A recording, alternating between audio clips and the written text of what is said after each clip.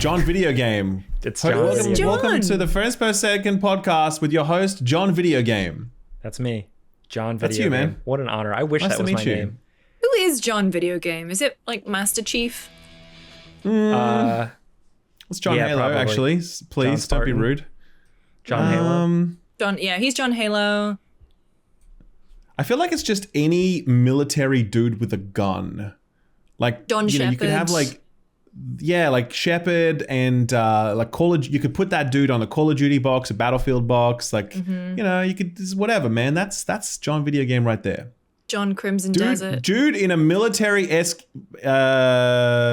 uniform with a gun, a little bit sci-fi, not too sci-fi. That's, I think, Okay. what we're really aiming at. Wow, man, we are truly washed as a gaming generation. Back in my day, we had Duke Nukem to represent us or whatever. That is true. That is actually true. He was the poster boy for video games for a time. And then we had Lara Simple Croft. times. And then that's it. That's it. We've never had another one. Mario, I guess. Who? But like, Mario. Sorry, Mario. Mario. My apologies. Mario. Apologizes. Anyway, hello. We are here. Hi. Wow. Can you believe it? This is an episode of Friends Per Second, everybody. It's episode 95. I'm Jake Baldino. I'm joined by Ralph, a.k.a. Skillup, and Lucy James. Lucy, how are you? I'm well, thank you. We're having a bit of a heat wave over here at the moment, but I can't complain about that in front of you two because Ralph is in Sydney and you seem to have like Sim City ass weather incidents every week, every time we record. So In I'm Sydney? just- Yeah, that's true. No, Jake. Jake. Like, right, Every right. time it's something like something's There is- flooded or there's snow and Yeah, it's there is always raining, something. and I'm just like, well, I'm a little bit uncomfortable because it's too hot. And I know I'm wearing a hoodie, but that's part of the look. I'm sorry. Yeah. but Pop then quiz, Ralph also hotshot. is What is that susceptible. giant box behind you? Uh-oh. I feel like I shouldn't is have it a asked that secret? question after Ooh, that No. face. exposed. It Here we was go. the box for my Reformer Pilates machine that I Excellent. just haven't gotten rid of yet. And I got that machine maybe 3 months ago. So And have you I'm used that proud machine once? Yes, I do. Thank Wow. you. I Okay. do. I have it set up Cool. in the other room. But the Excellent. box is, I just need to cut it up and I couldn't be asked. And I had someone stay in the spare room, so I had to bring it in here. You know what? It's a weekend. You know where it project, looks really great?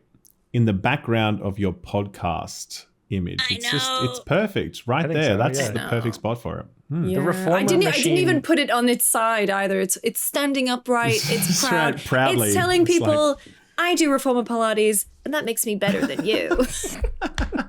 I own the I've never thing. I done own the Reformer. device that they've made Frankenstein on. That's what. Anytime I see that, it looks like something that built Scary. Frankenstein. When Yeah. I use that machine, I genuinely close the curtains because it puts you in some real compromising positions. Let's put it that way. I can imagine. However- yeah, there's a reason the glass for those Pilates studios is frosted. Yeah, but sure. it's a real good stretch. And I realized you that say the so. reason that my calves are so tight is because I sleep with my feet like fully pointed. And Like a cartoon character. What the hell? Like when Bugs Bunny floats That's down so to bed. weird. Like, what the- How does your body even do that? Wait, so when you sleep, are your feet pointing yeah, up? like that. Yeah, What? Yes. like clown shoes. You know, like the Wicked two Witch. little, Like her two little feet. nubs sticking in Yeah. the bottom. Yeah, no, mine are completely How do flat. you, wait, do you have to like in your head actively go, okay, feet down, like, or is it just And yeah, naturally it a makes position? like a noise. Nice. Okay. Anyway, that's why I bought the machine. Okay. Fair enough. To try and enough. fix my damn feet. I'm sorry. Okay. Well, it is a busy week. We do have to get on it. Papa's got to go to bed. By that, I mean me. We have Black Flag. We're going to talk about some preview impressions. Forza Horizon 6, like a Batman. Zero Parades. But also, we were talking about a possible other chat industry discussion. What's been going on this week? I do actually want to know, Ralph, what you think about the PlayStation bailing on PC, seemingly officially. Yeah. I'm really bummed about that, to be honest. We've talked about it in the past. I do feel like, because again, I'm very proudly pro exclusives, which I know makes lots of people mad. But the truth is, I think like platform exclusives are helpful net because they like grow platforms, and companies like, you know, invest money into things they otherwise wouldn't invest money in. And I don't know, I just think it's overall good for the ecosystem. I see the downside's too short, but like, I don't know, I felt like that little gap between when it releases on console and when it releases on PC like 2 years later, that's enough of an incentive. Like if someone really wants to play those games, they're going to go out and buy a PS5 and to do it. But if they don't, and they're just kind of whatever, then yeah, they're going to stick with their PC ecosystem and they're going to buy it later on. So I don't know. For me, it felt like Sony was having its cake and eating it too. It felt like a good compromise. And I think this is a bummer. I don't know, man. I don't know. I mean, they know the metrics. Yeah. We have no idea, right? They're gonna see the sense of it one way or the other. But I just think it's a bit of a shame, to be perfectly honest. So I don't know. How do you guys feel? Yeah, I'm a little bummed. Like I feel like it's another thing, especially because it was going and it was just becoming a thing. You don't realize until it's over. Like it's over, where it's like another thing in the video game history books where we look back and we're like, remember when Sony did that like fun experiment that we all kind of benefited from? Anyway. Now I can't play Spider-Man 3 on PC or whatever. Like, it's just weird that we got a taste, because I enjoyed it. I loved Ghost of Tsushima, replaying that on PC. It was nice to have Spider-Man, of course. God of War. But it's crazy. There's also something to be said for what they were able to do on a PC platform with their games, because you could do like ultra-wide implementation. You could implement new graphical settings that weren't possible on the base models, right? And so it became a really good test bed for developers to roll out new features, but also to test new features in their own internal development. So they could like, you know, apply something to a PC port that then could sort of get spun up in the next release on console as well, you know? So I think that is also lost, which is a shame. I didn't think of that angle.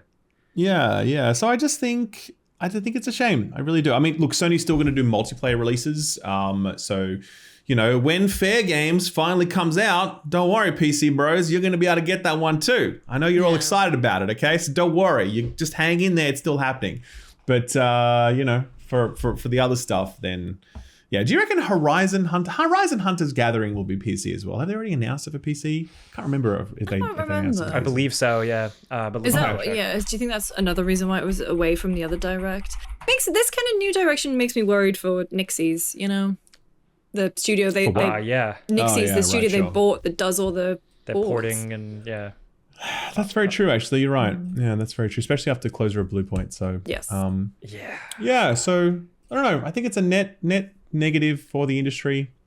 I tell you what was really interesting though. They put out Xbox put out a survey being like, you know, voice of Xbox. What do you want from Xbox? And the number one response the Xbox community came back with was, we want exclusives. Yeah, that's right. I thought the thing that they would come back with is they want the name in all caps, and that's why. That's so quickly very important that they did that. Correct. Very important. You know, it's funny. I was reading through that article. That was a Jez Corden Windows Insider thing. He like compiled all of those, and I was going through them for one of our videos, and I'm like, oh, and at number one, it's games. Everybody wants games. And then I was like, oh, exclusive games. Okay, all right, yeah. The console wars are back. That's it. I mean, I just think it touches on that point where like that I made earlier, that exclusives bolster your platform, and it has a halo effect, right? Literally, you know, in the sense that when you've got a good number of exclusives to pull people into your ecosystem, it results in better things overall. So, you know, I think Xbox fans want that. I mean, I wouldn't be at all surprised if Xbox started to do a little bit of it, and they could do it in the way that Sony was doing it. They could say that their releases are exclusive to consoles for the first like 18 months or something, you know, and that way, like, it really supercharges interest in the console ecosystem. Because I would actually have to plug my Xbox back in for the first time in however long. Yeah. Actually, that's a lie, because I had to plug my Xbox back in to preview the Forza build, which was only available on Xbox when that happened a few weeks ago. But yeah, man, like if Xbox was doing that and saying their games are exclusive to consoles for, you know, the first 18 months or whatever, or some games, then yeah, man, that's enough to get me like re-engaging their ecosystem. Like that could work, you know? I don't know. What do you guys think? Does that, like, were you surprised by that result from that survey?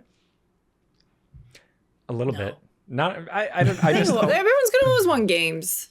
I didn't know if it was going to be like exclusive specifically, like people had that much of an investment in terms of like what Xbox's business is doing. I thought it would just be another Halo and make it good this time or something like that. But yeah, cool. Like whatever. Let's see.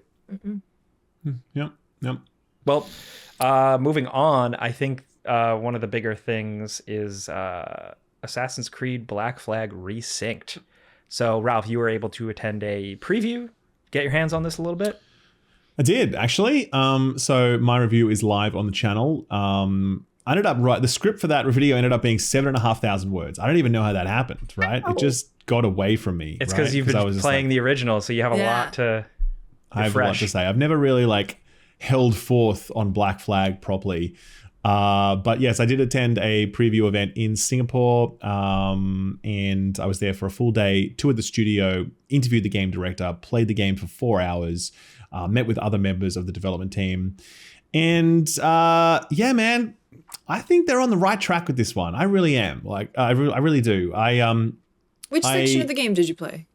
So, good question. So we played the opening sequence, where you're shipwrecked and then you run through the like the opening area, which is like a jungle. Have they fixed his teeth? Completely. They have. Thank God, that screenshot haunted me. Where he rolls on the beach and he's got like. Yes, of course it does. I remember that. He honestly, the game visually looks absurd. Like it's ridiculous how good this video game looks now. Wow. I was actually just rolling through when I was doing my preview and I was looking through footage and I was just like freezing it on certain frames, being like, what the fuck, man? This is like unbelievable how incredible this video game looks. Just because it's also like Black Flag is such a colorful video game, and it's something they talked about in the reveal of Resynced. They're like, it's got such color to it, and it retains that color here, and it amps it up, in fact. And the whole thing looks quite stylized in a way that most modern games don't, because most modern games are usually trying to go for something a bit sort of grittier. If they're trying to be realistic, they're usually like adopting a sort of grittier color palette, right? And remakes shy away from palettes a lot of the time. Say again? And remakes tend to like shy away from, color palettes a lot of the time. We see tone change. Yeah, for sure. So for them to fully embrace that and for it to look that vibrant, it's just crazy. And like the amount of detail that's gone into like the specific leathers on the armors and the cloth and the wood, like you just see so much detail has gone into the visual work of this game. Plus it supports like, day-night cycles, which totally transform scenes, plus entirely new weather effects, which are way more impactful this time around, full ray tracing support as well. Like, yeah, I'm sure people will have some different thoughts about different parts of this package, but there's no way like this. But just the visuals, though, they're just absurd. Like I can't imagine anyone's going to walk away from this thinking, "Oh, they fucked up the visuals. They look terrible now," or whatever else. I can't imagine that, right? How is the crouch? You can crouch. It's a crouch. You can crouch. You can choose to crouch, where before Kenway would only ever kind of crouch when he's in bushes, and then when you stood up, even when you were like sneaking through an area, he would be stood fully up, walking around behind guards. Like it was so ridiculous. So now you can crouch, and that doesn't really change. That lowers visibility, but also like weather effects and nighttime will also affect visibility. So you can kind of, if you do want to be really stealthy, you might want to just pass time. You can kind of sit somewhere and meditate. Time will pass. It's nighttime. If a storm's up, that also reduces their visibility. So you can sort of stack the odds in your favor that way, though you can't control the weather, sadly. So all of that is working really well. The section I played, by the way, the introduction area through that jungle, that's been completely redesigned, by the way. Why is my camera just like completely losing it? That has been completely redesigned. The level design of that area is totally different now. Because before it was a little bit sort of, I don't know, how would you say it? A bit awkward. It was on rails, kind of. It was just like go. It was on rails. Yeah. But it's still on rails here, but it's sort of on rails more smartly. And there's, I guess what I'm trying to say is it's kind of trying to shuffle you more deliberately or shuttle you forward more deliberately. Whereas in the past, that area was a little bit more open and you could get a little lost if you're a new player just starting out, right?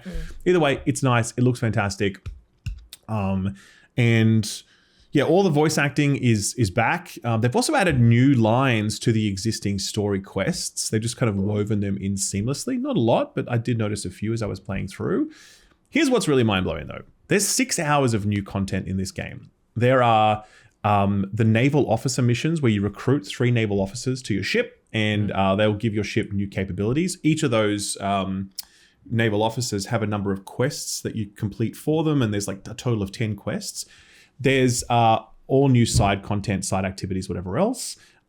There's new stuff at your HQ, like your personal pirate home base that has 2 new characters there as well. Plus, there's actually an epilogue for the game, which is an 8-mission epilogue that like sort of wraps up Edward's story in its own unique way and wraps up other side stories for other characters. Whoa. So like, holy shit. there's a lot of new shit coming in this thing, man. Like a lot. And so I can't think of a remake where they've added significant amounts of new content to the game like that. Can you guys think of that? Because I think we think the most ambitious remakes, and we think like Resident Evil 2 and 4, right? Which are sort of added a bit, but not, I mean, it added a bit, but also took away some stuff. But they weren't really looking to. I think they were essentially the same experiences. It wasn't like those games added entirely new chapters to those games, right? I feel like something has done it, where there's like a new. There surely is, but my point is that I think at some point, but not. Yeah. But that's very ambitious. And then there's obviously all of the systems overhaul stuff. So we've talked about like, so the weather. What's changed? You got weather. Yeah. So day night. Weather's one. Day night. The stealth stuff we've talked about. The way that missions work and the way they flow. The game. I don't know. You probably don't remember this, but like, when you finished a mission in the original, it would kind of have this freeze frame screen and like it was like rate your would have Uber some driver. objectives. Yeah, and then you could actually rate the mission and like give feedback to Ubisoft or whatever. They've got rid of that now. It just kind of all seamlessly ends. But also when you fail like, an escort and you get spotted or whatever, you don't get desynced. So the mission continues now, and it kind of branches off onto a different path where you can still complete the objective even though you have been spotted. So that's a really nice touch. It keeps the immersion up. I will say though that the modern day stuff has been completely removed, and they're replaced by what are called memory rifts, which are story-based events that further Edward's story. Now, I didn't get to experience any of those, but that's what they're doing. Honestly, I think it kind of sucks to remove that modern day stuff, as we talked about in the last episode. I think it has a charm to it. I think it's very interesting. And I do think something is lost by losing it. But anyway, I can understand why they're going down this path, because modern AC games have stepped away from it. In terms of weather, they talked about it affecting your ship. Were you able to feel any of that? Yeah, so I would say overall, like the weather physics, like on the water, they do feel a little bit, there's like a little bit more chop, not massively different, but I felt like I experienced that. During naval events, if a storm comes in, the storm actually affects your visibility, where it didn't do that before. Oh, cool. Before it was just like a visual overlay, but now if you're in a storm, it actually becomes much harder to see other ships. And there's also this thing called rogue winds, where in the original there were rogue waves that were kind of like, and then you would need to sort of steer into them directly, otherwise they would like, broadside your ship. But now there are rogue winds where you're kind of just rolling along, and all of a sudden a wind will just kind of just buffet you and like knock you in one direction, so that you then need to like oversteer to get the ship back on course. It's very minor. It's fine. There's nothing major, right? But other than that, in terms of naval battle, they've also added a whole bunch of new weapons and secondary fire options for the weapons. So like, for example, the mortar in the original has like a big area of effect, and there's a secondary fire mode that has a much smaller effect and kind of concentrates it, so you can be more precise at the risk of obviously missing your target. So that's all cool for naval stuff. Biggest overhauls are to combat. Well, also, I guess there's a few things. Story, I will say I didn't love some of the new story cutscenes, or like, the new story cutscenes I saw. I didn't love them. Okay. And I don't want to prejudge it, okay? Because, you have to experience a full story before you can say it. But to me, the writing just wasn't hitting right. Like, it just wasn't there. Like, there was a character, the characterization of Kenway I felt was really off. He was kind of just sort of weird and goofy and just, I don't know. There's a scene which I showed in my impressions video, which hasn't gone up yet, by the way. So I don't know how people have reacted to that video. But overall, I just felt like as I watched that scene and other scenes, I was like, this isn't really hitting for me personally. But I won't prejudge that yet. We'll see the whole thing, whatever. Okay. biggest overhauls are combat and parkour. Now, combat is... Was it still one person coming at you all around in a circle, one at a time? Cool finishers. Yeah. Essentially, yes. Okay. So the thing I will say to its credit is that it's definitely not modern AC combat just dropped into this game. It's not about just like spamming endlessly and like, throughput and like you pick up a weapon with 10 more DPS and like, it's not that at all. This is not an RPG. They were very clear about that. So I really respect that they built that. Having said that, it's a very simple combat model on its surface because it is a lot of R1 spam.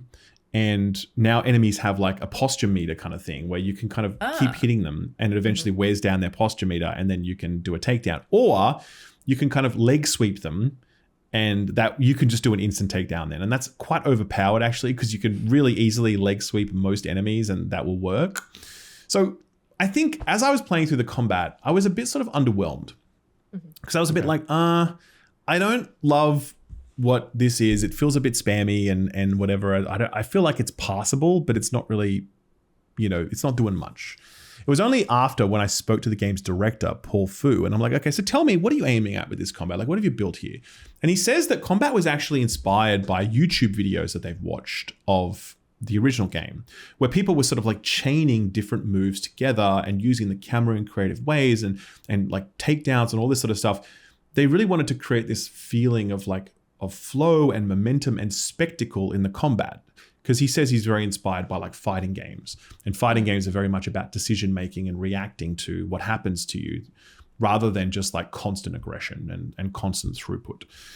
So I think the way this game is actually meant to be played is you're meant to like attack a guard and you R1 spam a little bit and then you kill him and then the next guy comes, you might hit him once or twice, but then it's taken too long to break down his guard, so you might leg sweep him, and then the next guy over there, you might do a rope dart pull, right, where you can just pull him towards you, and then that might have interrupted one of his attacks, and so that creates a finisher opportunity, and then you can chain finishers, like up to 4 finishers can chain one after the other.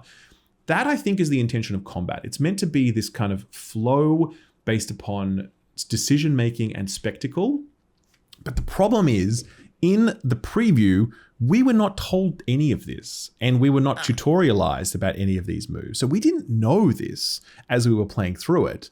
And it was only after I had this conversation with this guy that it kind of clicked and made sense to me. And I couldn't then go back and play more of the game because the play window was open, right? So I guess what I'm saying to you is that like, combat looks pretty simple on the surface, and I think it broadly is, but I think there's a lot more to it than I was able to experience because I didn't understand the developer's intent. Now that I do understand it, I really do want to go back and have another crack at it and really unpack that. Right now, I just can't fully judge combat. But I will say, to its credit, it is definitely not modern AC combat just dropped into this game. It's its own unique thing, inspired by the original, trying to provide a modern spin on that original combat rather than just trying to rip it out and replace it with something else. Okay, that's good to know. That's what I wanted to know. So for sure. But I will say though, the animation stuff and the sound for combat is terrible. It's bad. It's just it's too much. Like what? Yeah, they have these like you've seen I saw in the trailer like the big animated explosion gifs on when you're parrying an enemy and all these big sound effects kick in. They just overcooked that stuff too much, and combat just seems too loud and too like visually noisy when really it should just be like a Clash of Steel and it's like a little pirate game. You've already got big booming sounds and explosions in the naval combat. I think the melee combat doesn't need to feel that way, right? Yeah, should be a little more intimate. That's that. I think so. Yeah. I guess the last thing is the parkour, which really, this is a discussion for like enthusiasts. I will say that it's definitely significantly better than the modern trilogy games where the parkour was just bad. But they did improve that parkour system in Mirage and Shadows. And this kind of feels like in that ballpark. It's definitely a very different feel to the original. It's not as weighty as the original Black Flag. It also isn't as kind of sticky. And what I mean by that is if you play the original, Kenway, he's like the magnetism to ledges and geometry is extremely strong, really hard to kind of like pull him off onto other directions when there isn't some geometry pulling him that way. Whereas in this more modern one, you can definitely choose your direction more easily. You have more control, like kind of mid-flow. And overall, it's faster, it's smoother. Smooth is not the right word. It's more glidey, it's more immediate, but it's definitely a different feel than the original. I don't think it's any worse. I just think it's different, you know? Yeah. And overall, I enjoyed the parkour experience for sure. Definitely far more than I did in the modern trilogy games. Because this was still back when you could only really latch onto certain parts of the environment like that were predetermined. It wasn't, oh, here's a wall, I can just climb it, which is what that only came with the modern trilogy and everyone hated it. It was terrible. So they got rid of that stuff in the later games and then they made just more general improvements in Mirage and Shadows where it just became more responsive and there were more advanced movesets available, that sort of thing. So that's it really. I mean, I did like a whole 40-minute video on it, I think. But bottom line, I really like this a lot. I think it's great. I love the original. It's one of my favorite games. And I think this is a really beautiful tribute to that game. I think it is keeping everything that was important about that original experience, but making it look and sound better than ever. And I think the new and I think some of the reimagined game systems, or most of them, are actually really good additions to the game. I think the story stuff is a bit too early to judge, to be honest. So I'm going to sort of hold fire on that. But overall, man, I just think it's on the right track. I'll say that. I'm going to be very surprised if this ends up sucking. I think they put a lot of work into this, and it really shows. I was really impressed with what I experienced. All right. On the right track is good. Yeah. That's what I'm looking for. I also would say for people listening, if you missed our last podcast episode, we talked pretty in depth about just original Black Flag. On what we liked about it. So yeah, check that out if you missed that. No, I'm sad I didn't get to play Resynced, but I did get to talk to Matt Ryan, who plays Edward Kenway. Oh, you did? When? He is. He came to the studio 2 weeks ago, maybe last week. Right. That's the guys who did stuff is really good. It's worth a watch. He's from Swansea, right? Yes. Yeah, he's Welsh. He's from he's Welsh. Constantine, as well. So I didn't realize that he played Constantine on TV for many years. But he was really chill. He was a real fun person to chat to. We did pirate jokes with him, and he was so good, such a laugh. And you can tell that he really cares about that character. So it was a really nice little chat. They actually added new shanties as well to the game, which I'm excited about. I know. And some of the shanties are actually sing the tale of Edward Kenway, which I think is sick. So I'm looking forward to that. Okay. Yeah. All right. Yep. Cool. So it's going to be cool, man. I'm really pumped for it. I really am. I think it was a very good showing. And also what was nice is that they reminded us that quite a few members who are working on this also worked on the original, because Singapore was a support studio to the original game. You know, it was Montreal who led the development of the original, but yeah, these guys were involved as well. And it was a real point of pride as I spoke to these developers. You could tell they really took great pride in what they built all those years ago, and they're really wanting to sort of do it justice in this modern era. And I think that really comes through in the quality of the game that I experienced, but also in the way they talked about it. So yeah, man. I think it's going to be a W for Ubisoft. That's my prediction. Whoa, that's a big prediction. A Woobisoft. I hated that. I'm sorry. Jeez. Nice. All right, we're going to move on. Some people will be like, is it Woobisoft or Wubbysoft? That's what they'll ask. Woobisoft. Right? They're all real cute. All right, well, before we get into the other games we've been playing, let's just do a quick word from our sponsor.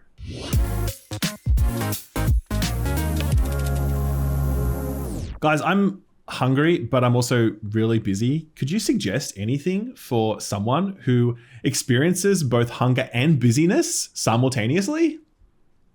Easily, dude. The sponsor of this podcast, Factor. If you don't know, Factor delivers fresh, never frozen, dietitian-approved meals right to your doorstep. So if you're busy or exhausted, or busy and exhausted, your food is taken care of. They heat up in the microwave in 2 minutes, and you're good to go. No prep, no meal prep, no grocery store runs, no just not knowing how to make food for yourself. Factor's got you covered. But Jake, I have fitness goals that I'm really focused on. Surely Factor doesn't care about that, right? No, they do. Yeah, Factor has meals built around your goals, Ralph, whether that is weight loss, overall nutrition, more protein, or GLP-1 support. And for strength and workout recovery, why don't you check out Factor's Muscle Pro collection? I might just do that. But surely, though, there's a very limited selections of offerings, right? Like, they can't have lots of different food to choose from. How would that be practical? No, dude, listen. They have over 100. Sorry. No, keep going. That was great. Too aggressive. No. Listen, it's because they have a lot. They have over 100 rotating weekly meals, globally inspired flavors, Mediterranean, you name it, plus add-ons, different options. If you're on different types of diet, different preferences, Factor just has a lot. Also, ready-to-eat salads is new too, so check that out. I am interested, but I am also budget conscious, and I would only like to buy things if they're, discounted or if I get something for free. So, by chance, does Factor have anything to make me happy here? Well, yes, they do, Ralph. If you head to factormeals.com/FPS50off and use code FPS50off, you can get 50% off and free daily greens per box. That's with a new subscription only, while supplies last until the 27th of September 2026. Please see the website for more details. Once again, head to factormeals.com/FPS50off and use code FPS50off to get 50% off and free daily greens per box with new subscription only while supplies last until the 27th of September 2026. I started to re-say it and then I was like, oh, there's a lot of that. Why is it ending like this? Thank you, Factor, for sponsoring this video. Thank you, Factor.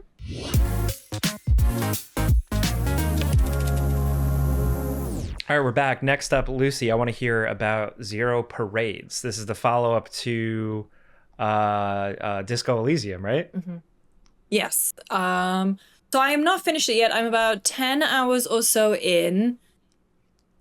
Really enjoying it. I'm just having a really good time with it. I feel like, It's okay to say that, Lucy. It's fine. I okay know. to like a game. I mean, the discourse around it, and, every time Zero Parades has come up, I've kind of had this disclaimer, this explanation of the drama going on with Zaum as a studio, with its owners, with the creatives who are no longer with the studio. I would love for this one just to take all that aside and park it, which you can read up on it if you want to go there. At this point, I'm judging Zero Parades, the game, for what it is, and I think it's a really good detective game. I think it is funny. I think it is emotional. I am very, very interested in who Cascade is as a person. So if you're unaware, Cascade, Special Wilk, you are a spy for the Superblock, and 5 years ago you fucked up real bad and you kind of left your friends behind. And so you end up in this town called Portofino, and your handler, Pseudopod, well, he's not your handler, he's like your person who's in the field with you, is just like passed out and you can't wake him up and you think he might be dead, but he's not quite dead. And then it has all of this sort of weirdness around it. You are basically it doesn't work the same as Harry from Disco Elysium having amnesia. Like Cascade is very aware of what she's done. It's more like how she chooses to remember it, or if she's going to just really just lock it all down inside. And so instead of having different voices talk to you, it's all kind of different parts of you talking to you. Okay. So it's all the same voice for all of the like shadow play and for all the different things that you can level up in. And so overall, I actually have a more fundamental question. So like we would have played Disco Elysium, and we know it's like that sort of text-based game with dice rolls. Essentially, you choose like, hey, you want to do this, and like you click on some things around the environment and things happen and whatever. Sort of like a more modernized point-and-click adventure game, right? Sure. With that baseline, describe what this game is and how it's different. How it's different fundamentally from Disco Elysium, it's very, very much in the same vein. Like, interesting. A lot of stuff looks very similar in terms of UI, in terms of maybe even art style. Although I will say Zero Parades is much more colorful than Disco. Disco is a lot more of a muted palette. I think Zero Parades has a little bit more of a pizzazz behind it. I'd still the main difference I would say is that there are these kind of action pieces now where there's one very early on in the game, it's in the demo you can play, but there's someone trailing you around the market, the bazaar, and you basically have to make a bunch of quick decisions that fundamentally say how she kind of Cascade gets out of the situation. So whether she decides to barge past the guy, whether she decides to try and jump over a railing, but the railing's quite high. So this is where all of your skill points come into play, dice rolls, even taking a moment to sort of see what your options are, kind of weigh them up. Like you maybe get like a +1 to a roll if you decided to check out how high the thing is you were going to jump over before jumping, that kind of thing. So it is still very much in the Disco Elysium vein in terms of how it plays. Obviously different characters, different setting, and I think it will scratch the itch of Disco Elysium. It certainly is for me. I actually, I find it weird to talk about because the question that's always been coming up with this game is it better than Disco Elysium? And I find that, I don't know how you feel about it. I find that such a weird approach to talking about art. Yes, I totally agree with you. Like you wouldn't go up to Van Gogh and be like, ooh, it's not as good as Sunflowers, is it? It's not as good as Starry Night. Shite. Like we don't. But that you wouldn't compare you wouldn't compare your second kid to your first one. You might, you shouldn't, but like you wouldn't go, oh, that's my second child. It's not as good as the first one, And so do you have something buried there you want to unpack? But no, I think that there's like my something. Parents love us both equally. Yeah, I'm sure they do. Absolutely. I think there's something in there though, like in the nature of the game, right? And what I mean is, like, we're going to talk about Forza Horizon 5, and is it better than 5 soon, and right? 6? Yeah. And it's like, is it better? It's like, I don't know, man. It's not really that much better. Yeah. Like, I don't know. Like, and even stuff like Ghost of Yotei, right? Like, clearly I have thoughts about that game versus the original. I think it's fair to compare those two things. But yeah, there's also certain games where I don't know, it just doesn't make sense to compare them because, I don't know, they're different genres or different teams are involved. And I think in this case in particular, like, it is a different team of people in large part. There are obviously some people who did work on Disco Elysium, but there's a bunch of people here that didn't. And that a lot of that, that old Disco Elysium team have left and been pushed out of the company, whatever else, right? So I don't know. I don't go into this thinking, oh, I wonder if it's better than Zero Parade. that really never entered my mind, to be honest with you, because I had imagined it to be a very different work. Well, I mean, yeah, I can understand why people think that, sure, but I never thought about it with this game in that way. I don't know why. Well, I do know why, for all the reasons I just described, I guess. Yeah, I think of like can they show me something else? Yeah. Can they continue to stretch that muscle that they do, but in a new and interesting way? Yeah, and I think what's really compelling to me about Zero Parades is not only just learning everything, because Cascade has been on ice for 5 years, so a lot of things have changed. She's been in Portofino before, but things have changed since she was last there. And I think the thing that gets me is that I just love how flawed she is. And I think that even when she has good intentions, you can fuck them up. And there's a lot of failure in this game.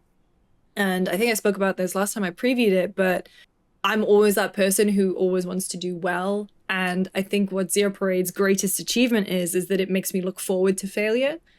And it rewards me for doing so by presenting me with something that is either wacky or absurd or funny or heartbreaking, multiple avenues to go and do things, to check out and explore.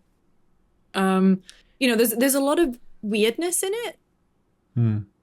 There's like and a lot of just similar to, I suppose, Revachol, where it's, this place that was once kind of a jewel in the empire, which is just really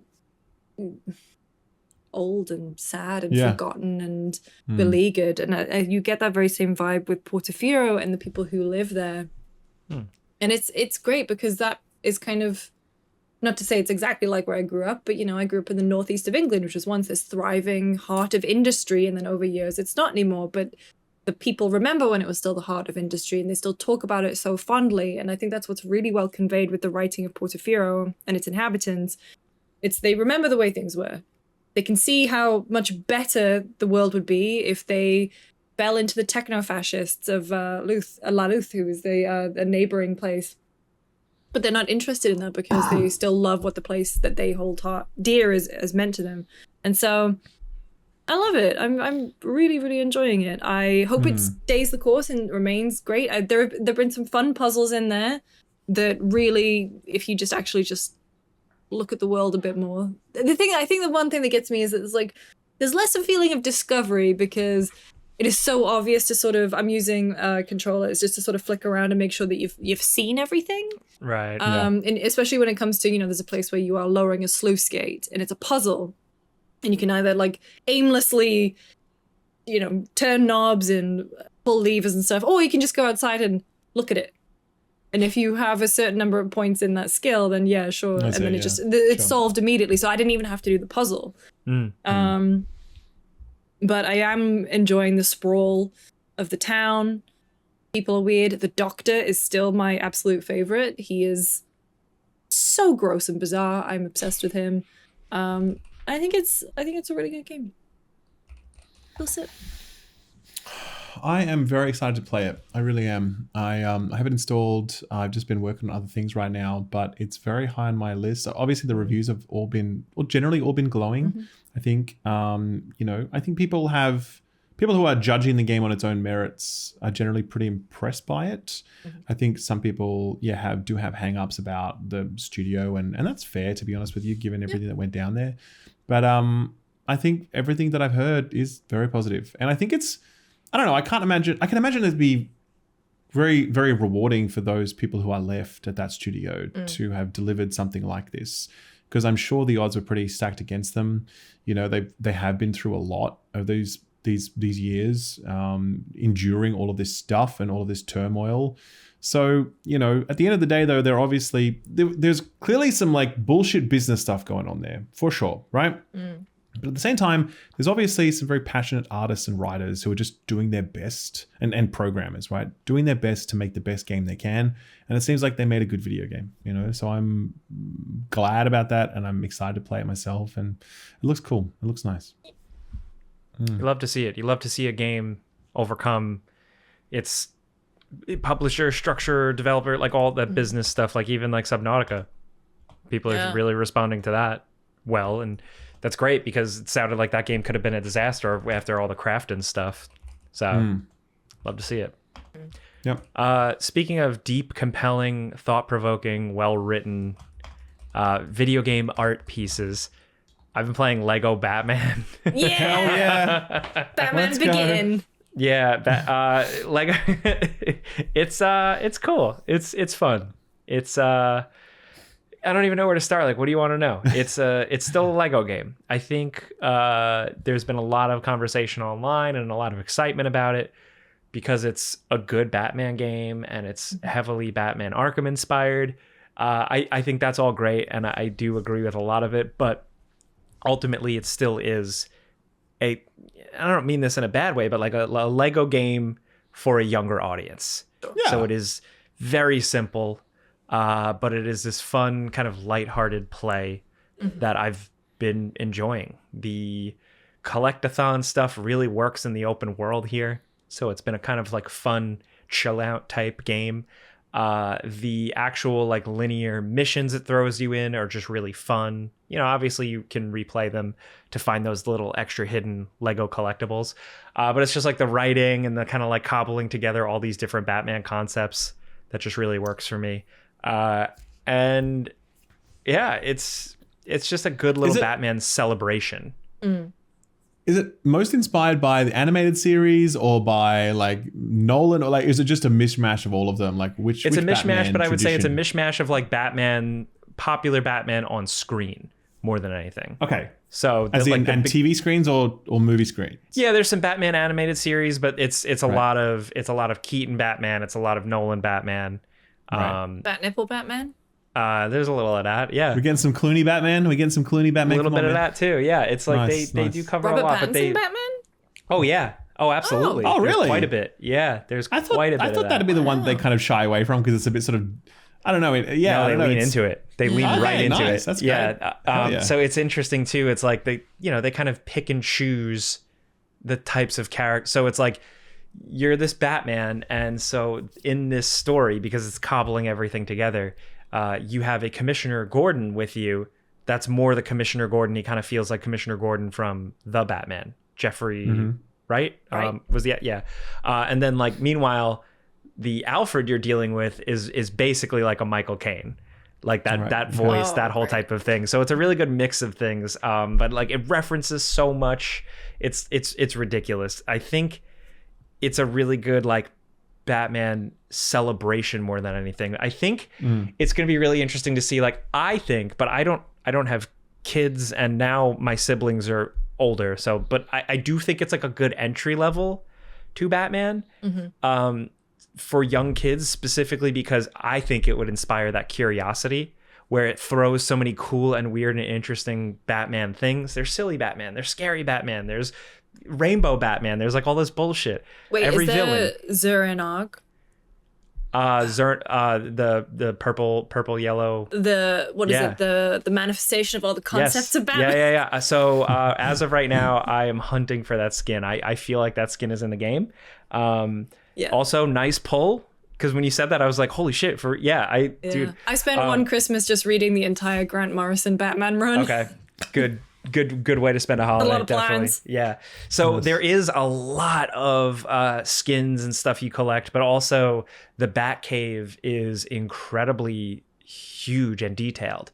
And it's a big area to like display all your collectibles, but also I was gonna say, does it already have stuff in there, or is it like you find the giant penny and whatever? It has some stuff in there, but a lot of it is gaining and collecting stuff and then placing it in the environment, because it's like a Batcave where there's all these different like, tiers and little nooks and crannies and stuff, and a lot of those have have essentially flat landscapes that you can then freely decorate on and build stuff on and throw stuff on. So you can do like Batman's weird artifacts, or things from the movies, like the penguin that Danny DeVito rode on, like stuff like that. Then you can do like bat computers and bat workstations and stuff like that. Then also like the big bat symbol in the cave, you can customize like what you want the bat symbol to be like which bat symbol you want it to be. Nice. Okay, cool. And you can just swap. I see here it's on the key art, it looks like almost like Keaton Batman, but not quite. Like it's got a little bit of a different angle on it.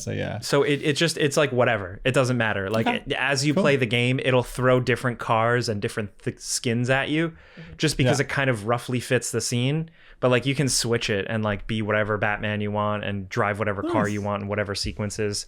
And it's fun. Like the beginning of the game is it's a surprisingly long intro sequence, and it's all the Batman Begins training montage, like with the League of Shadows, where like you're with Ra's al Ghul and he's like, your father's death was not your fault, but then like his head pops off and shit. Like it's like Lego stuff. And it's good. Cool. It's funny. It's light. It's made me chuckle quite a bit. I don't think it's like as laugh out loud, drag out funny as the Lego Batman movie is with Will Arnett, which I think that's like a high bar. That's but I found it really entertaining. It's really fun. And also then again, it kind of clicks as a good chill out, mess around, collect stuff game, and couch co-op. Yeah. And that's cool. The other thing too. They do a really good job this time around of other players. So like for a lot of it, it's you and Commissioner. It's like a Batman and Commissioner Gordon, or a Batman and Catwoman, and they make sure to make that other player character just as capable as Batman. So it reduces a little bit of like the Batman, like him just being special, but like everybody has some sort of glider. Everybody has different gadgets that can kind of interact with different puzzles and stuff like that. So I feel like if you're a parent and you're letting your kid play as Batman and you're stuck as Commissioner Gordon, like you can still have some fun. And I think that's important. So is it an open world game with mission? Like are you cruising around like an open world Gotham, and then you have to go to a mission location and then it starts a linear mission? Is that how it works? Yep, that's exactly it. Like it'll funnel you into like, the Ace Chemical mission, that mission, the museum mission, the Gotham Zoo mission. And it flip-flops between all these villains, and just how it kind of does try to tell a little story that just kind of weaves through all these different things. Like, from 1 second, you're training with the League of Shadows. And then, the next minute you're trying to stop a parade that the Joker is doing, like from Batman 89. And they got Prince. They got the Prince song, which is crazy. What? I feel like that's like the whole budget was just on Bat Dance. Like, it's insane. Did they get Seal though? Can't afford that, man. Come on now. That'd be ridiculous. I won't say. Did they get Something in the Way by Nirvana? So they did. So what they do is they do have all the themes, which is good. Sick. So you'll get like the dun dun dun dun, but then you'll get you'll get all of them. Did they take the piss out of the? Why did you say that name? They take a piss out of a lot of that stuff. Yeah, definitely. I didn't realize I was take watching. The piss out of Ra's al Ghul's daughter's death. I forgot that happened, dude. I would love them to see a Lego, a Lego which take is on so that, funny. man. It's still to this day. Marion Cotillard, an incredible actress. What happened? With that She's one explained scene. it multiple times. She's just been like, we had to get some cuts and we were like running out of time and we did what we could and then we just ran out of time and that was the best one we had. That was literally it. It wasn't like she couldn't do a better job because obviously she can. It was just like they just didn't have time to film more cuts where it was decent. And so it was her dying reminds me of this is a reference. Do you remember Kung Pao Enter the Fist? Oh my God, yes. Do you remember when the guy, I only did this? That doesn't mean that I died. I don't remember this, but yes, that sounds like it's from that for sure. You guys know Limmy?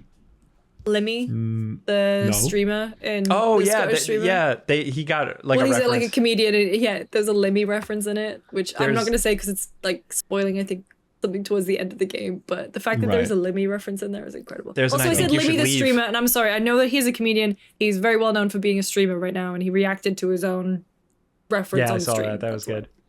There's a I think you should leave reference. There's, of course, a lot of various weird Batman references and Batman culture references that I just appreciated. It's cool. It's cool. But again, it's not the next Arkham game by any means.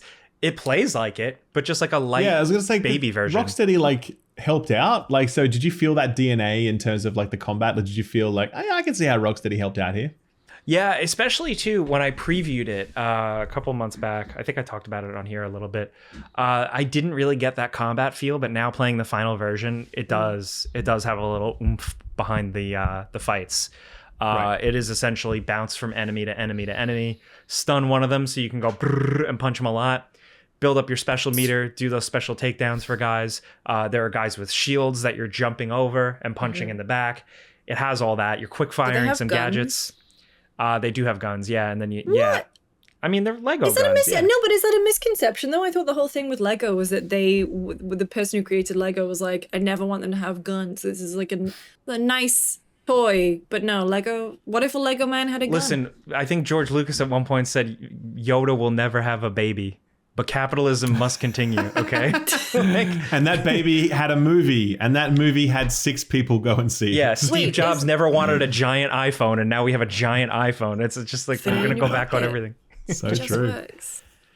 Yeah, it's fun. The stealth sections too. It's got like the perch on a gargoyle, take down some dudes, but it's very simple. Nice. It's very light. That if you get spotted, you just punch everyone. So. It's a good introduction for people into Batman, and then also I guess Batman Arkham style gameplay. And it's also really funny because I'm a simple man, so I like the finishers and takedown animations because there's a lot of them, and it's Batman sneaks up behind a guy and instead of choking him to sleep, he'll hit him with a frying pan, and I just like stuff like that. Yeah. I'm a very simple person. Does it go back to Adam West Batman, by the way? Does it do that? Little bit. Okay. Right. The Batmobile stuff is really cool. That's another thing too. The driving through the open world. There's little races you can engage in. There's all types of stuff you can do. And it's all easy Riddler to control. Tracks to do. There are Riddler trophies. Okay. And it's it's basically Arkham. It might even be the same voice actor. Right, okay, cool. Might be, yeah. So there's a lot. You can definitely scratch that itch. Just know going Mark in, Hamill it's for kids. It wasn't Mark Hamill as the Joker, was it? That he wasn't in it. No. In this one, no. Yeah, no, okay, right, sure. No, I think he's done. Cool. I think he said he's done after Conroy passed. Fair enough. Beyond fair Goth. enough. Oh no, wait. Legacy of the Dark Knight. That's this, that's yeah. fine. Well, let me Lego see. Batman: Legacy of the Dark Knight. Super serious Matt, title. Matt Berry. Yeah, I don't know who that that's is. right.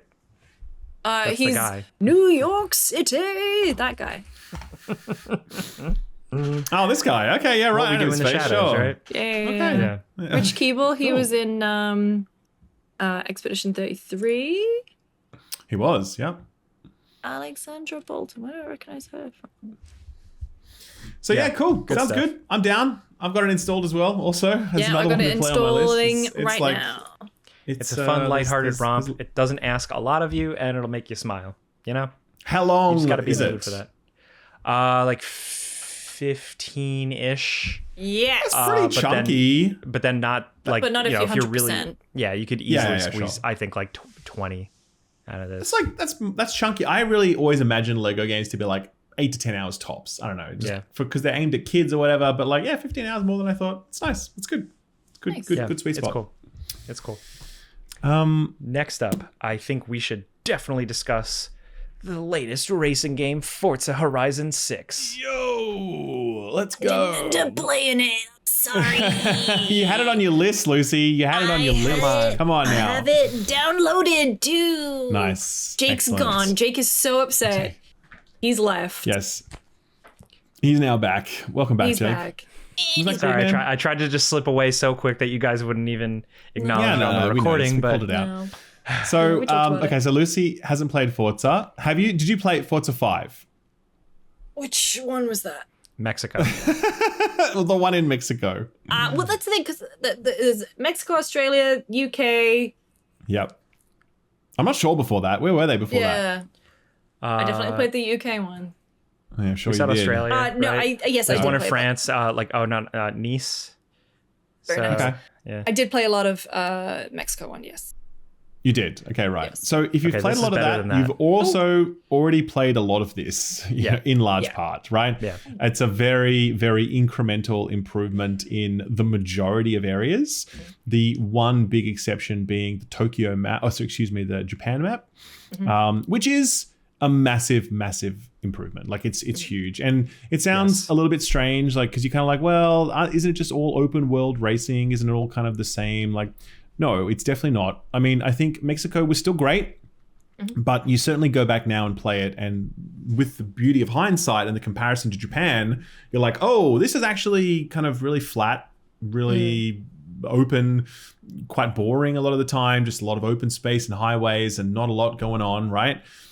Whereas Japan, it's like so much more detailed, so much more intricate. Yes. There's just every little chunk of it is so dense with different kinds of roadways and elevations and side roads and different activities to do and things to discover and beautiful sights to see. I think the easiest way to think about it is that, like, in Mexico, you could kind of see the horizon all the time, or a lot of the time, I should say, because it was just kind of, that's how it was built. Whereas Japan is so densely built around you and so full of like corkscrews. Why are you both smiling, by the way? Because Jelly's fat ass sat on the keyboard and completely fucked up our run sheet, and I just saw Jake quietly Excellent. open it and delete everything that she did. Okay, great.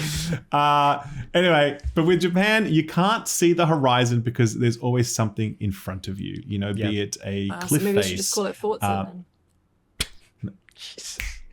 Damn, they All should right. Still got just. it. Yep, Lucy, great work. So anyway, Jake, I agree. Specifically to Jake, I don't want to talk to her anymore. the I've had enough, Jake. Jake, take it from here, please. Serious.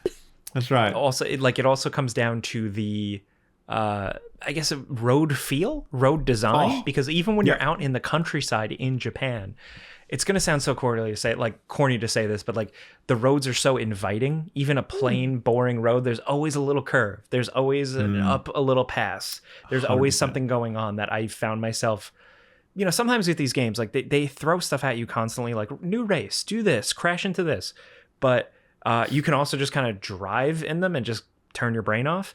And Yes. I found it way more engaging here. The road discovery, where you're just endlessly checking off new roads. I loved like hunting that number and making that number go up in this one specifically. And I think it's just the design of the world. The city Totally agree. is a little barren and plain. Are those intersections, like, is that, the famous are they that big and wide in real life? What, or are they like Shibuya Crossing? Yeah. Is big, Yeah. yes, Big. but the rest of, a lot of the rest of Japan is not like that. It's a lot of it is kind of highways over the top of smaller, narrower streets, or sort of more medium-sized streets, and the whole thing is very busy with people, and not the whole thing, obviously, but like big chunks of it. And I think, for anyone who hasn't played this, you're looking at a version of Tokyo City with a lot of wide roads, very little traffic, and no pedestrians whatsoever. And like, that's honestly, it makes sense. Everyone gets it, right? When everyone who's offering this criticism understands why Playground have built this, because it's a racing game, and you need space to race, and you don't want to be constantly bumping into cars or like skiddling like pedestrians, because that's not a part of the experience, right? But it feels like there should have been some bending of the design rules to deliver a different kind of Tokyo experience, because it just feels so empty and so wide that you're like, okay, It's not what Fast and Furious 2 promised. Well, it's funny you mention that, because it comes down to like, they do embrace some of the street racing aspect here. Okay. But it's like, you have the street racing, but you don't really have it like you would have it with a city filled with cars. Like when you play like Correct. Need for Speed Underground, you screw up because you last second hit a pedestrian vehicle somewhere, like this doesn't really have as much of that. Not much more. No. I feel like it has a little more cars on the road compared to 5, but not like a massively significant amount. I agree. Yeah. So I don't know. I think it would have just been a really interesting challenge for Playground to rewrite or like bend some of their rules a little more to deliver a more interesting urban space. Because right now it's just a big urban space that kind of feels like the rest of the map, except there are buildings around you, as opposed to feeling like a true urban space that feels different to drive, if that makes sense. Yeah. Yeah. I found myself kind of being like, all right, let me get out of here. And anytime I got out of Tokyo, I was like, let's go, because that's where all the Forza variety comes in. And I really like how, first of all, I think the driving feels better. I am not like a hardcore expert. Yeah, no, but I definitely feel like the cars have more weight to them. And I just kind of locked in, like I clicked with the racing mechanics more here than I did with 5. 5 I never felt quite right with. Where here I feel really in sync. Also, rally races just feel a little bit more fun. And then, you have all the Japanese car culture stuff, like racing with the K trucks, those little 4-cylinder things. Those are awesome. So like, I just like stuff like that. Weird Honda Civics and Toyotas. Like it's good for that. That to me helps it feel different enough. I agree in part, but I also think that like, and I don't know, I know it's weird to be kind of hung up on storytelling in a Horizon game, because obviously it's so like nothing, but at the same time, it does have a story, it does have characters, and they're all the worst. Like they're not even a little bit bad. They're all just the worst. I understand. I mean, early on in the series when I played it more, you had the framework of the Horizon Festival and all that stuff. Yeah, welcome. And welcome. And, here's all the screaming, happy people. They're so thrilled to be here. Just look at the cars and the music. Has that evolved in any meaningful way? Because I had like a sort of cringe reaction to it. No, so the interesting thing is that it's like they pared a lot of it back from the presentation to like, you're not trying to gain social media followers or like a fan. So a lot of that is less in your face. Even some of the story stuff, like I think they toned it down a little bit, but that just means that when it is there, it's more because it's just like, why are we even doing this? Just skip it. The only time I like the character voiceovers and stuff were during the scenic tours, because you're learning a little something, which I genuinely like them this time around. Learning the history of the Honda Civic and shit. It's awesome. But also the barn finds. Like you get a little context and a little bit about the car you just found. But any other time, and you have your little player character who is not voiced, who just goes, Yeah, like that's how they he look reacts terrible. to, Why do all the they characters look so bad? Like, I don't understand. These really guys bad. are making Fable, and Fable's looking good, man. Like, what's going on? Why couldn't you just bring some of that tech over here? It's terrible. I almost wish the time wasn't spent on this, because when it does come up, it's just like, oh man. How's music? Yeah, and Good question. I would have known. I was 100% in streamer mode because I didn't want to get any clips that I used. I didn't want to get them copy struck. So I don't know how the music is actually. It's a good question. Did you use it, Jake? Yeah, it's I don't know a lot of music these days, but there's some like Japanese radio stations, there's some regular radio stations. They have baby metal, which is pretty cool. It's good enough. It just has that thing with the annoying DJs on the radio stations, which you can turn off. Okay. Which I didn't realize until I got hours and hours and hours into the game. But yeah. Yeah. So, I mean, look, I think that the other thing I would say is one of the big features they were promising was this estate feature. Well, yeah, I mean, I think it's kind of connected to that. Like they were saying progression is going to be important. You're going to get new wristbands and whatever, and that moves you up the thing. And I don't really think that achieved its goal. It just didn't really feel that different from 5, to be honest. I was really hoping that the estate system would kind of be bound into the campaign system, and that like you would unlock new buildings in your own personal estate that would then unlock new types of cars or new customization options or whatever. But all the estate is just a big custom map editor space where you can make a track and then invite people to play it in community kind of modes or like multiplayer modes, whatever. So that was a bit of a bummer. I just think that it's a great game at its fundamentals, absolutely, and the Japan map is amazing. But I do think that this franchise is kind of stalling in frustrating ways. It could be so much more like we have imagined. Like you can imagine this better campaign experience. You can imagine how these game systems could all be combined in some different way to deliver something really incredible, like a truly next generation RPG experience that everyone would absolutely adore. But they don't want to do that. They just want to have this free form thing. So, which, fair enough. It works for them. 50 million people played Forza 5, right? It's huge. But for me, I kind of just feel like things are standing still a little bit. It's interesting that you say that. It's stuck in first gear. There we go. It's funny you say that too, because like I agree with all that, but like we still both, I believe, like ultimately end up recommending it. I still enjoy it. But yeah, it's I think it's at this point it's like they have, and this like really with 6 they really did. They nailed the driving feel. They nailed the map design, the environment feel. Everything is there. Now we're just looking for and wanting a little more from the rest of it. And the homestead thing did bum me out too. That was probably my biggest mark. The building tools aren't even like, they're not fun. They're not nice to use either. Like I just, I picked them up and I'm like, I don't want to use these. This is, nah, you know what I mean? I think the amount of stuff it gives you, you can like, I think people can do stuff with it. Like like you can do a lot. It's just, you have to have so much patience, and also is it worthwhile? Do you like, some people just like sharing with like online communities. I don't. I need some sort of enticement. I honestly think I could have gotten pretty far through the game without ever having to go to it, because it gives you, when it presents it to you in the game to like go get introduced to the homestead stuff, it's an optional go drive over there and select it thing. So I'm curious if I could have just went through the whole game and ignored it. Yeah. Interesting. But driving fast cars is cool. Just do it in a controlled environment. Just be safe. Do it in a video game. Right. Yeah. Anyway, that's it really. That's my endorsement. The only other thing I've been playing, and I was kind of been playing it for the last couple of weeks, I've never really mentioned, is Deep Rock Galactic Survivor. Have you guys played this? No, never played. So this is the kind of like Vampire Survivors like, but with Deep Rock Galactic. Oh, you mean Bullet Heaven? Because yes, that's exactly what I mean, Lucy.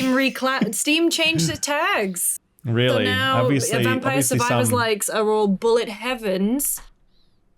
But Bullet Hell. I mean, I was reading Bullet Simon. Hell, so it's a Bullet Heaven. Yeah, I was reading Simon Carlos's Game Discover Co, which is excellent. And he was saying that it's not exactly going to clear up anyone's, like the Steam tags for Bullet Hells, because probably people are just going to use both of them anyway. So. I'm calling it right now. Bullet Heaven is not catching on, man. It's not going to be a thing. Okay, I like it. I'm sorry. It's a plant. I've heard it for the first time right now, and you're getting my real reaction. I like it. Specifically for games like Vampire Survivors, where a bullet hell is you trying to dodge like your life depends on it.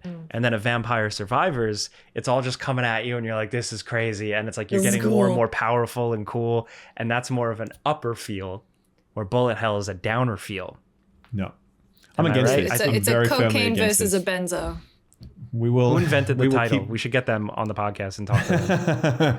Gabe. It's Gabe, and from his yacht. He's like, you know what? I'm going to settle this once and for all. That's right.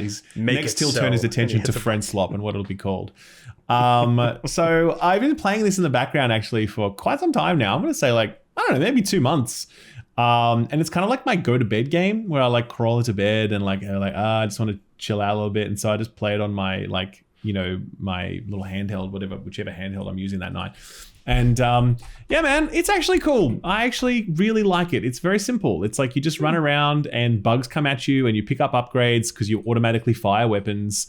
And you're also mining the rock nearby you because you have to collect certain minerals. You do 5 missions, like 5 stages in a run. Generally takes about 20 minutes to get through it all. There's plenty of upgrade, like progression stuff with regards to upping your stats and improving the quality of your weapons and whatever. It's just a really nice, cool, fun, chill game that I have really stuck with and that I keep coming back to. And I actually really enjoy it quite a bit. Yeah, I do. How's the UI on a handheld device, like a Steam Deck? The text is too small. For sure, 100%. They need to do a pass on that big time, and because you can't increase the text size. Other than that, though, pretty good. I would also say minimap is quite hard to read, but it's never stopped me from having a great time and enjoying myself, and it's just perfect for that. So I won't say too much more about it. All I will say is that Deep Rock Galactic Survivor, it's definitely worth checking out. It's not too expensive on Steam. It's like $13. Yep. Yeah, $13 US. There's a little expansion out as well, which adds some more another class and some more content. Content. Yeah, man, it's my go-to chill game right now, and I do heartily recommend it. So yeah. All right, cool. Thank you. Wish listed. I just opened Steam to take a look at the screenshots and such, and I have one game in my shopping cart. What is it? Drum roll. I'm Jesus Christ. Nice. Move that. Price drop. 20% off. You say Christ drop? I wish I did. God damn it.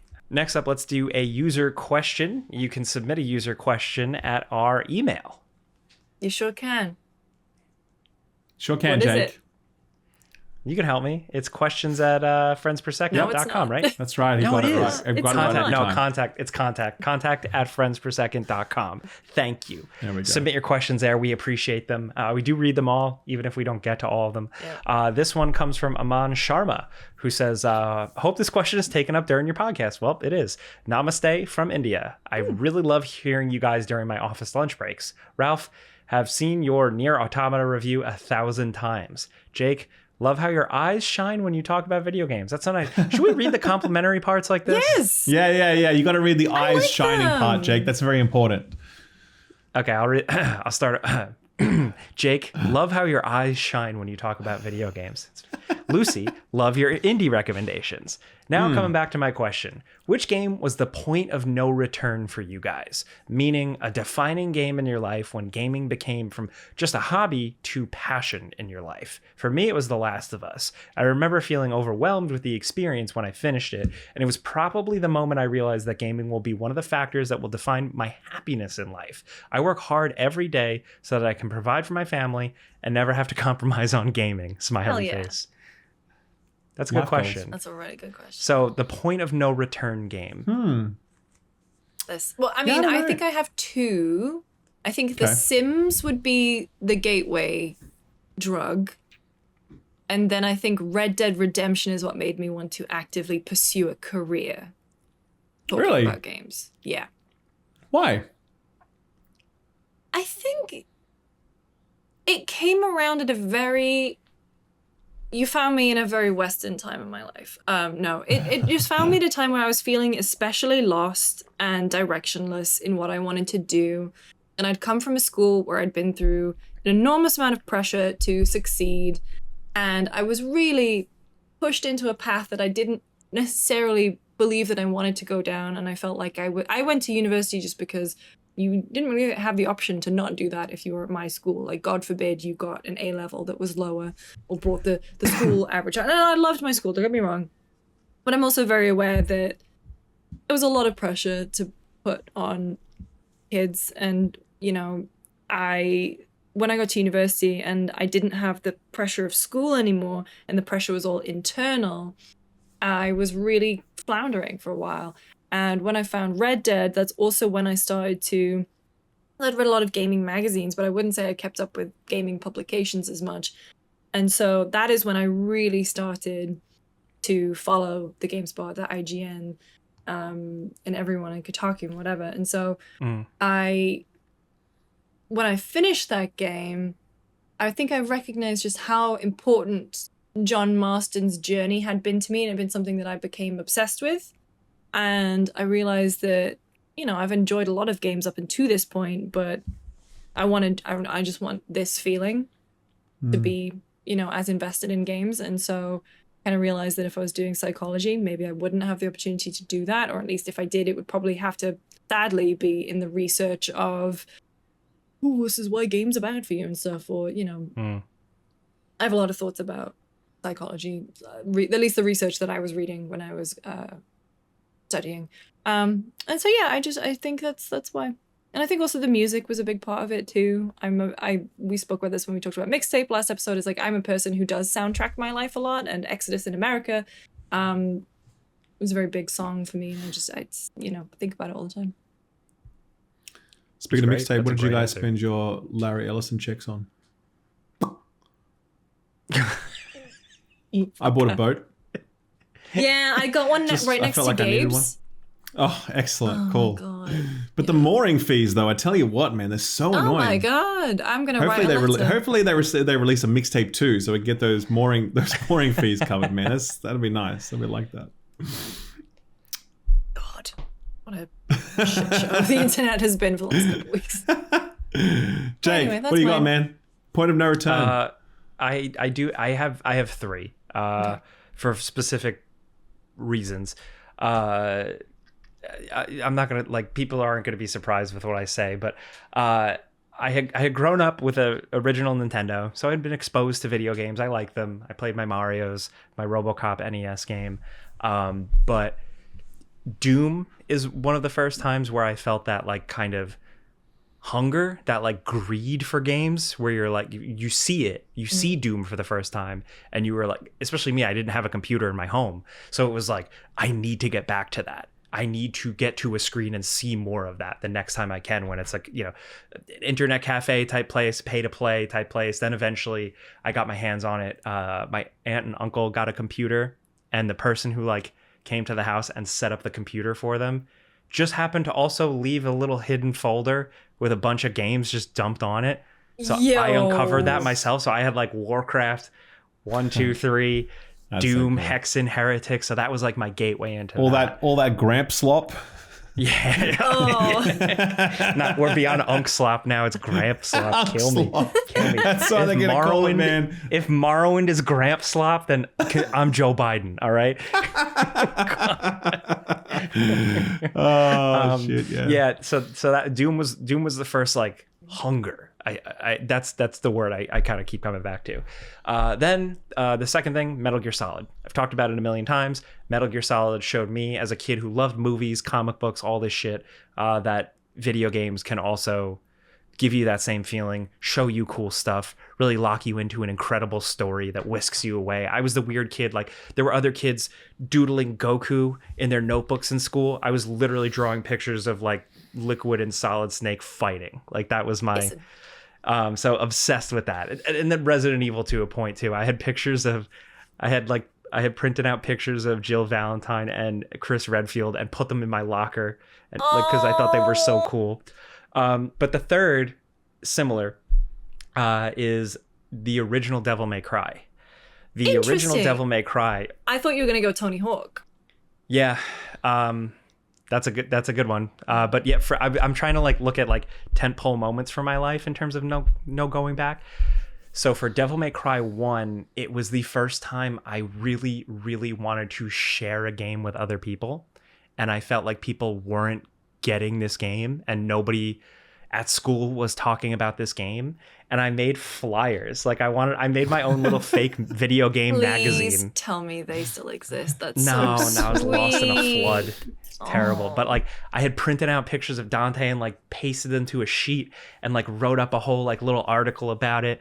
And I wanted to make a video game you were a Dante magazine. avatar before Dante avatars existed. Holy fucking shit, man. That's crazy. I was literally obsessed with it. I thought it was like the most fun gameplay. I thought like the combination of swords and gunplay and the style ranking was just the coolest thing. It was so much fun. And that was only when I had gotten my hands on the demo. And I was already like, I wanted to like preach. I wanted to literally preach. I wanted to sing the praises of a game. And I like felt that in me. So that was the point of no return. So those are my three. Doom, Metal Gear Solid, Devil May Cry. Did you at that point know what Kamiya looked like as a teenager, and did you try and buy the big Dante leather jacket? I just already no. You already had it? No, you couldn't bring leather jackets to high school in the early 2000s. Oh. Yeah. What about you, Ralph?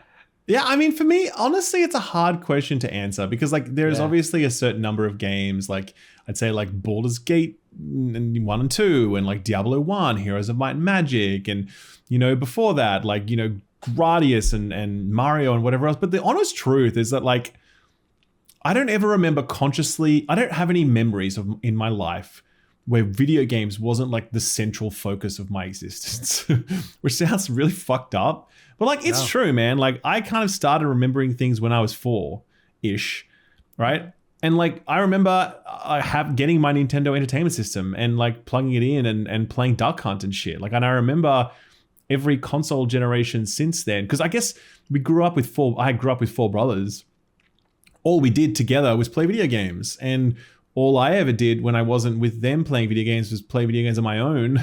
It just never stopped. You know what I mean? And I mean, yeah, that's the honest truth. It would just flow from one thing to the next. And there was never a pivotal moment where I'm like, actually, this is important to me. Because it was just like, I don't ever remember being conscious and not thinking that this was everything to me, So I would say, in terms of realizing as a career, that was the thing where, because I worked video games retail when I was like, 15, 16 years old. And that was like really fun. But I was like, I got to get a real job and, move into the corporate world, which I did. And it fucking sucked and I was miserable.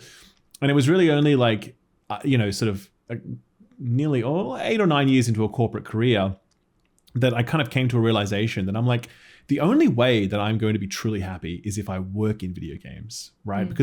And that was a big moment for me because before then, all of my time playing video games, and even when I was like working in retail or whatever, I never really imagined it as a career because I just thought, well, you've got to grow up at some point. You've got to do something real. You've got to do a real job or whatever.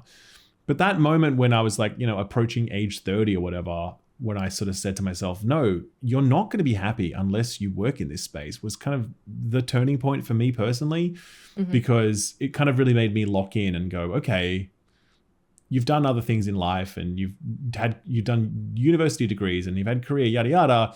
But like, you're not happy with that stuff, man. And the only times that you've truly been happy is when you've played, and you need to figure out a way to make money from that. Otherwise you're never going to be truly happy. And I was fortunate that I was able to do that. And now like I have this dream life and I'm extraordinarily lucky to have it, where I wake up and do exactly what I want every single day. I just couldn't imagine another existence. I'm like so fortunate. And I think it really came from that moment or that realization that like, unless I figured out a way to turn this into a career, I was never going to be happy, So that's it, man. That's it. Nerd for life, unfortunately.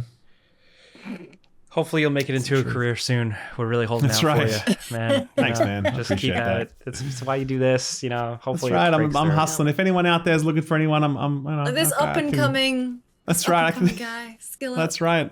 Well, thank you, Aman, for that question. It was a good one. Got some good stuff out of that.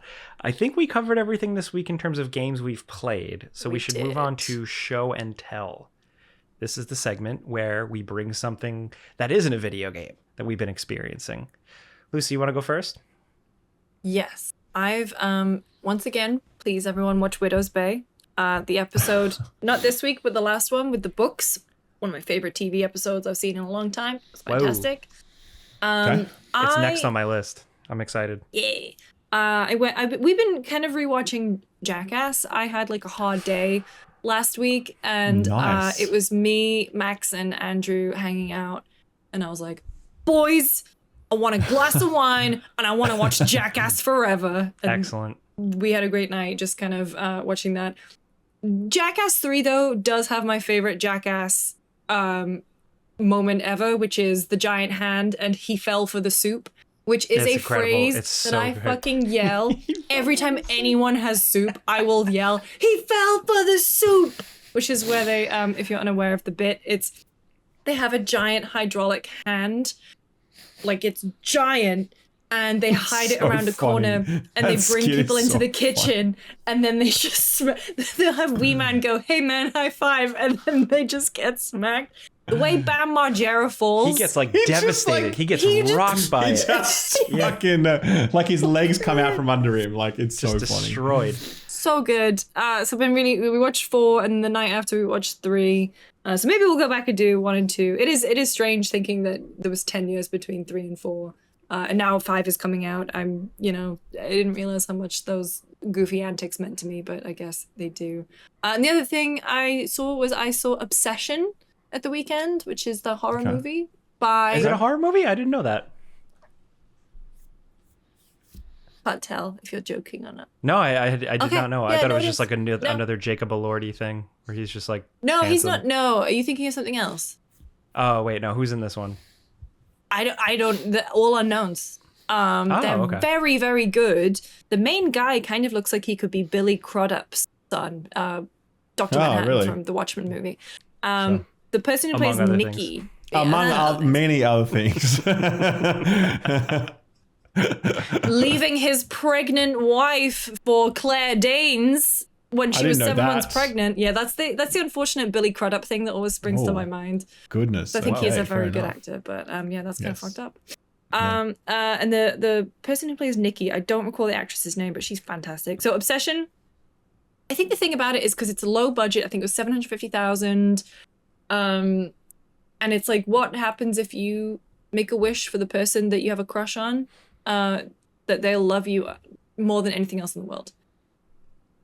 I think it's a really tight movie. A couple of good scares. I think I have the, the dulled senses of someone who's just watched too many horror movies and experienced too many horror games. Because I was the only person in the cinema being like, yep, good. But there are people like shrieking. I think I would, there's one incident in there at the very beginning. Let's just say the second scene. If you've seen it, you'll know what I'm talking about. That I was like, God, that sucks. I kind of wish I, knew about that. So I don't know if you are sensitive about certain things. Maybe look it up. That's not like a reference to like a sexual assault or anything. It's just, like you can read up on it if you want to. Sure. And also, I'd say I would perhaps be careful if you have been in a relationship with someone who has highly volatile mood swings. Which a long, long time ago I was. And there was some parts of this movie that I was like, oh, God, yeah, I just remember how fucking terrifying that stuff can be. So, a warning, perhaps, if you are interested in seeing it. I think overall it is a very strong, tight movie. It gets weird. Like there's some really weird, shocking moments in it. Overall, I really enjoyed it. I really want to see Hokum, which is the one with Adam Scott.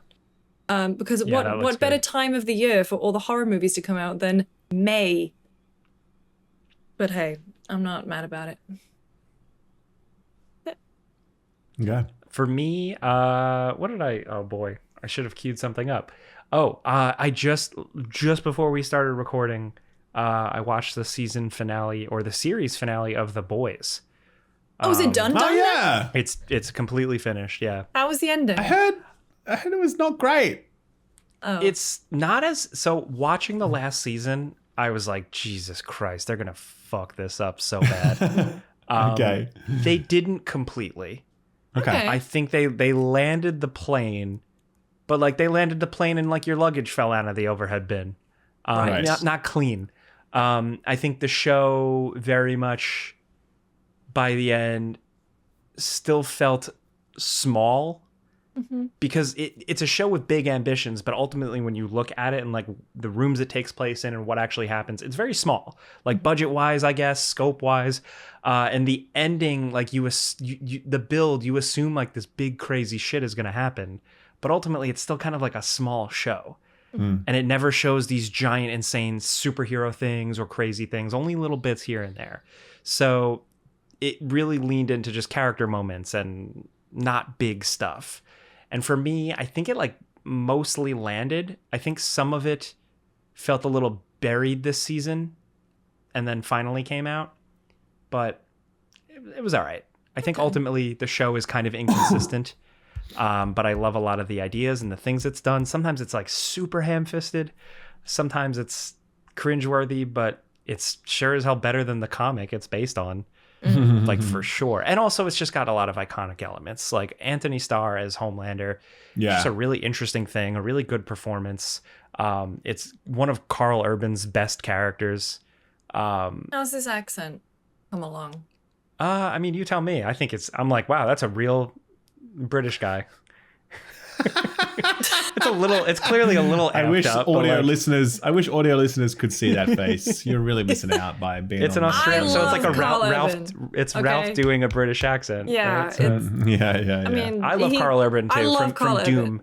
That's Doom guy himself, Carl Urban. 2006 Doom. Yeah. that is my Aomer, you know. Yeah, It's everyone's That's my AMA, Cupid Lucy. from Xena Warrior Princess. It's Lucy. It's everyone's AMA, Lucy. You don't get to claim him, okay? Fine. That is my That's my Judge Dredd.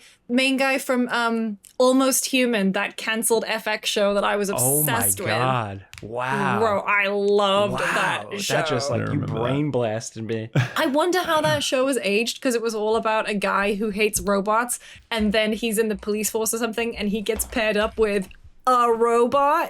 Oh, whoa. Yeah. Oh, wow. This actually, I can see this here. This looks cool, actually. Yeah, I can see Well, the thing appeal is, of it this. also ended on one hell of a cliffhanger. Okay, and then it just never came Like, back. and That's a I bummer. remember just being so messed up about it, because I really wanted, there was a big wall, and I was like, what the hell's over the wall? They kept referring to this wall. What's over there? And then Right. they canceled the show.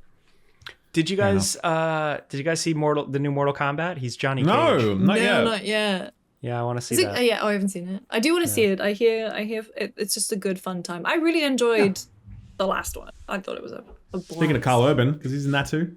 He's like the main guy, Johnny Cage. Johnny Cage. Yeah. Yeah.